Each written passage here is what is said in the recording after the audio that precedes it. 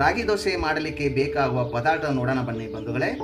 ಮೊದಲಿಗೆ 1 ಕಪ್ಪು ರಾಗಿ ಹಿಟ್ಟು, 1 ಕಪ್ಪು ಅಕ್ಕಿ ಹಿಟ್ಟು, ಸಣ್ಣದಾಗಿ ಹಚ್ಕೊಂಡಿರುವ 1 ಕಪ್ಪು ಈರುಳ್ಳಿ, ಸಣ್ಣದಾಗಿ ಕಟ್ ಮಾಡ್ಕೊಂಡಿರುವುದು ಸ್ವಲ್ಪ ಕರಿಬೇವು, ಅರ್ಧ ಕಪ್ಪು ರವೆ, ಸಣ್ಣದಾಗಿ ತುರುಕೊಂಡಿರುವುದು 1 ಕಪ್ಪು ಕ್ಯಾರೆಟು. ಇದು ಹಸಿ ಶುಂಠಿ, ಬೆಳ್ಳುಳ್ಳಿ, ಕೊತ್ತಂಬರಿ, ಪುದೀನ, ಹಸಿಮೆಣಸಿನಕಾಯಿ ಪೇಸ್ಟ್ ಮಾಡಿಟ್ಕೊಂಡಿರೋದು.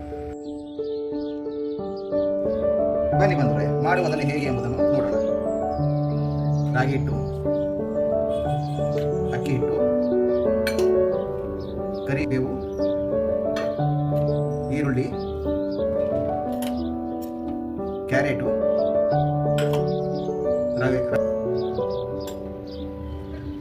ಪೇಸ್ಟ್,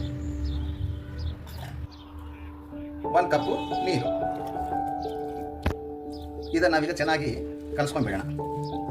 ಬಟ್ ನಾನು ಇದನ್ನು ಕೈಯಿಂದಲೇ ಕಲಿಸ್ತಾ ಇದ್ದೀನಿ. ಕೈಯಿಂದ ಕಲಿಸಿದ್ರೆ ಈ ಪದಾರ್ಥಕ್ಕೆ, ಆಹಾರಕ್ಕೆ ಬರೋ ರುಚಿನೇ ಬೇರೆ. ಯಾಕೆಂದರೆ ಹಿಂದಕ್ಕೆಲ್ಲ ನೋಡ್ತೀವಿ, ನಮ್ಮದು ಅಮ್ಮ ಅಜ್ಜಿ ಎಲ್ಲ ಕೈಯಿಂದಲೇ ಕಲಿಸಿ ತುತ್ತು ಮಾಡಿಕೊಡ್ತಿದ್ರು. ಅದು ತುಂಬ ರುಚಿಯಾಗಿರ್ತಿತ್ತು. ಹಾಗೆ ಕೈಯಿಂದ ಕಲಿಸಿದ್ರೆ ರುಚಿ ಎಕ್ಸ್ಟ್ರಾ ಬರುತ್ತೆ. ನೋಡಿ, ಚೆನ್ನಾಗಿ ಕಲಿಸ್ಕೊಂಡಿದ್ದೀನಿ ಇದನ್ನು. ಇದಕ್ಕಿನ್ನ ನೀರು ಹಾಕೋಬೇಕು. ಇನ್ನು ನೀರು ಹಾಕೋಬೇಕು ಇದಕ್ಕೆ. ಇನ್ನು ನೀರು ಹಾಕೋಬೇಕು ಇದಕ್ಕೆ.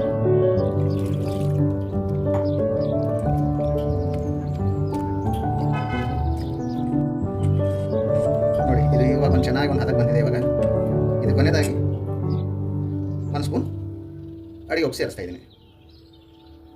ಅಡಿಗೆ ಉಪ್ಪು ಹಾಕೊಂಡ್ಬಿಟ್ಟು ಚೆನ್ನಾಗಿ ಸ್ವಲ್ಪ ಕಲಿಸ್ಕೊಂಡ್ಬಿಡೋಣ. ಕಲಿಸ್ಕೊಂಡ್ಬಿಟ್ಟು ಒಂದು 15 ನಿಮಿಷ ಇದಕ್ಕೆ ರೆಸ್ಟ್ ಕೊಟ್ಬಿಡೋಣ. 15 ನಿಮಿಷ ಸಾಕು. ಬನ್ನಿ ಬಂಧುಗಳೇ, 15 ನಿಮಿಷ ಆಯ್ತು. ಇವಾಗ ನೋಡೋಣ. ಹಿಟ್ಟು ಚೆನ್ನಾಗಿ ಹದಕ್ಕೆ ಬಂದಿದೆ. ಇವಾಗ ದೋಸೆ ಒಯ್ಯೋಣ. ಬನ್ನಿ ಬಂಧುಗಳೇ, ದೋಸೆ ಅಂತ ಚೆನ್ನಾಗಿ ಕಾದಿದೆ. ಇವಾಗ ದೋಸೆ ಒಯ್ಯೋಣ.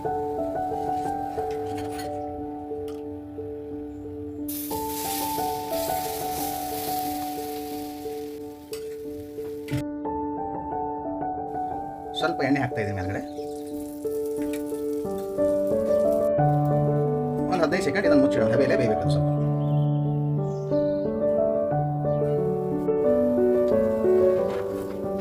ಈಗ ಒಂದು ಸೈಡ್ ಬೆಂದಿದೆ ಬಂದವರೆ, ಇನ್ನೊಂದು ಸೈಡು ಬೇಯಿಸೋಣ.